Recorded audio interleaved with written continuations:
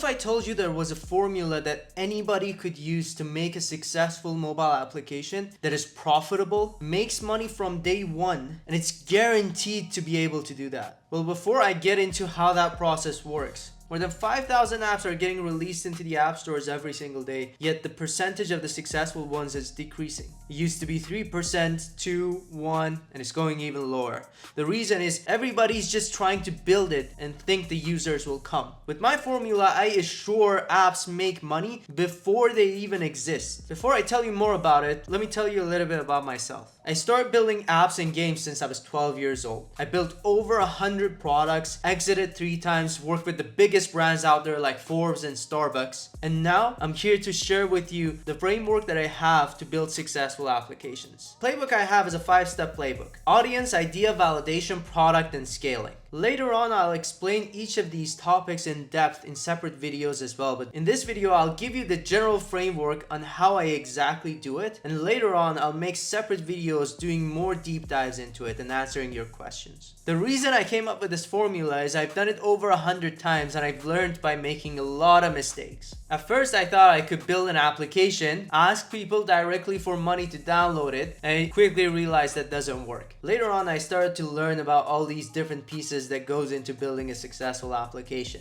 And now with my framework, the goal is to de-risk the whole process of building a successful application and making sure it's a repeatable framework. The way it works in short is you have to work your way backwards from an audience, come up with an idea, validate it through pretending the application exists, then starting to build the product out based off of the user feedback and scaling it. Now let's get into the audience part. You have to start with an audience. You can't build something and hope people would come. That's the mistake I made on the first game I've ever built. I remember I built this game and I was expecting everybody to come in and download it because it was only $2 and nobody came. And the reason for that was there was no reason for them to start downloading it. There was no audience there. Nobody would come randomly to download your application or product. Nowadays, a lot of people spin up these quick versions of products and MVPs, but they realize after releasing it, nobody's coming to download it because you've never worked on distributing it. The main part of building any single application is the distribution. So you need to crack distribution first. The reason the first step in this framework is to have an audience or find an audience to build the product for is because if you have the audience, you could directly make your application and tailor it towards them. You could market it to them. Those are going to be your users. But if you don't have anything after building your application, then you have to go out and find people who would download your app, which doesn't make sense. If you see a lot of these successful apps that are coming out, a lot of them have these wait lists or pretending the app exists framework, which we'll get to in step 3. But the main thing is you need to have the audience first. The second step is the idea. You could do this backwards as well. You could come up with the idea and go out and find a suitable audience for it as well. But the chances are you're gonna have a harder time convincing brand new audiences, communities, Reddit groups, etc., rather than trying to work on what you already have access towards. And that's why I always prefer to work with people who already have the audience, reverse engineer their audience and the engagement into seeing what that audience is specifically asking for or would be potentially interested in, and coming up with an idea based off of that. Another trick is it must be done before. If I want to build a successful application, I need to see somebody who's done something 60 to 80% similar to what I want to do and having had success beforehand before I do it. Of course, you're not going to be able to easily make a unicorn out of this process, but it's going to ensure you to build a profitable application that has revenue on day one. The goal with this whole process is not building products that become a unicorn. Of course, if you put the effort behind it, you're in the right market at the right time and so on and so forth, it could become a unicorn as well. But the goal with this is to make a profitable product that makes money. The way I look at it is like a business. If it makes 10K a month with 80% margin, I'm more than happy. If it has the chance to become a unicorn, I'm even happier, but that's not the goal. The way it works is I literally go out to Sensor Tower or any other website that helps me track the successful products that are out there in that specific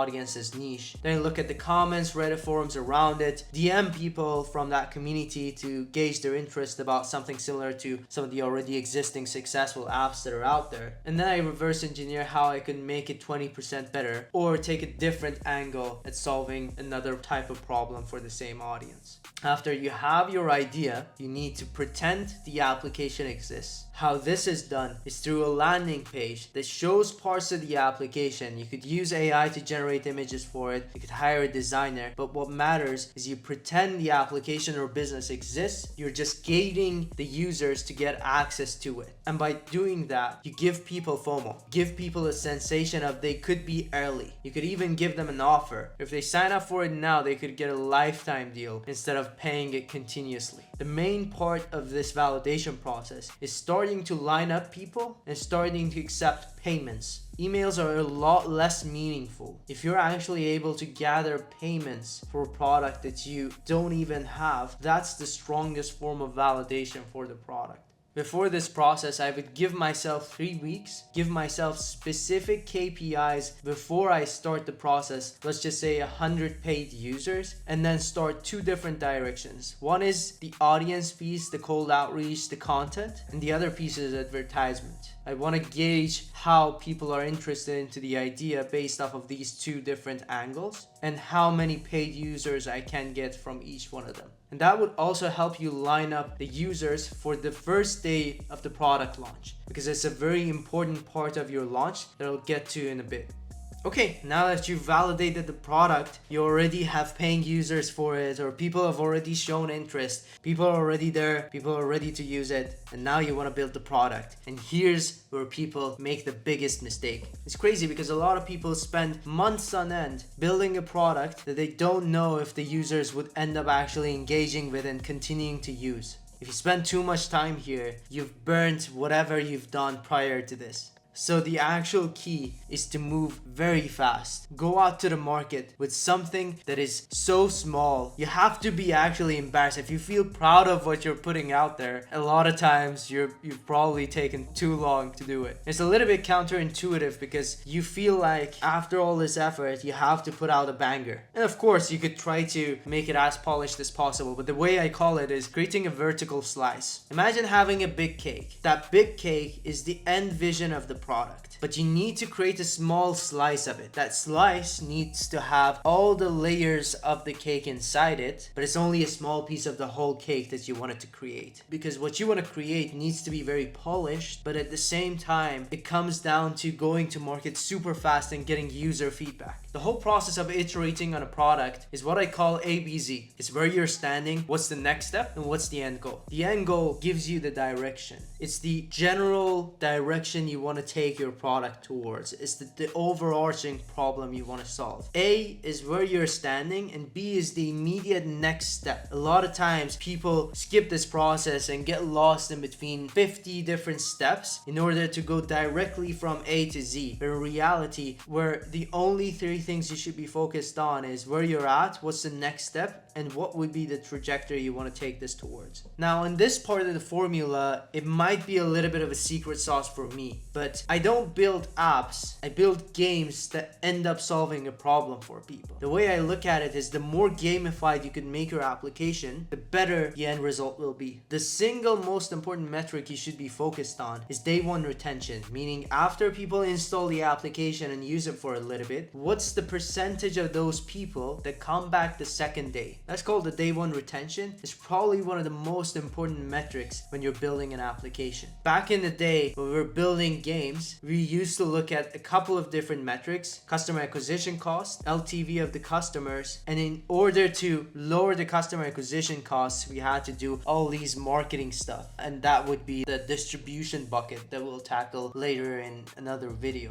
But the LTV side, which is what's the worth of each single user that you're bringing to your application, application has a direct correlation to how often they come back to your application and how much they use it. Building an application that people actually use is not easy. On average, people use anywhere from 6 to 9 apps every single day. And that includes Google, it includes ChatGPT. You have tough competition. So you have to make it in a way where people are encouraged to come back to the application. The gamification topic is something that you could deep dive into, but very important. I would focus on doing first. Whatever your first version is, I would put that out and add gamification layers on top of it. I wouldn't try to perfect the gamification before releasing the product. The next part where most people get wrong is they set a roadmap and they want to achieve that roadmap without any iteration. Building a successful app isn't based off of what you think the app should look and feel like. It's based off of what the users are using the most and giving you feedback on. So you have to talk a lot with the users. You have to look at what they're actually using within the product. You have to have tools like Clarity that allows you to actually go inside and look at the user behavior. And then you have to decide what is the highest leverage point that you have with this product. What are the users using the most from your product, and double down on it and improve it and market it. This part gives you a lot of tooling both on improving your application and marketing angles, because the more you know what problem you're solving best for your users, easier it will become for you to market the application as well. And after that is scaling. The launch day is not about just announcing something. We've done all these validation steps in order to create a line before the product sees the light of day. You must have thousands of people ready to install the application the moment the product sees the light of day, because that initial day one momentum is one of the most important metrics that nobody really talks about. 60% of the featured apps you see in the app stores are featured because they've had a massive day one. They've had a lot of users come in and download them and use them. And app stores are like, whoa, this app must be great. Let's feature it. So that initial momentum helps you both with word of mouth, but also that algorithmic momentum that these different stores provide to you. And after that, we literally use the same formula of A, B, Z and start iterating on the process and improving it and expanding it and so on and so forth. The main thing is having a base you could iterate on. As long as the product sees the light of day and as long as your numbers aren't zero, you could start improving them. So this is the whole playbook one more time. It's audience, idea, validation, product, and scaling. In the next coming days, I'll start making videos on each one of these topics and do a deep dive on the specific ways we do this. And I will show you guys one app that'll take through this whole process for you to see exactly how I do it. Thank you guys for watching. And in the next video, I'll start showing you exactly how I would do it with a real case example of me taking it from ground zero into a product that makes money.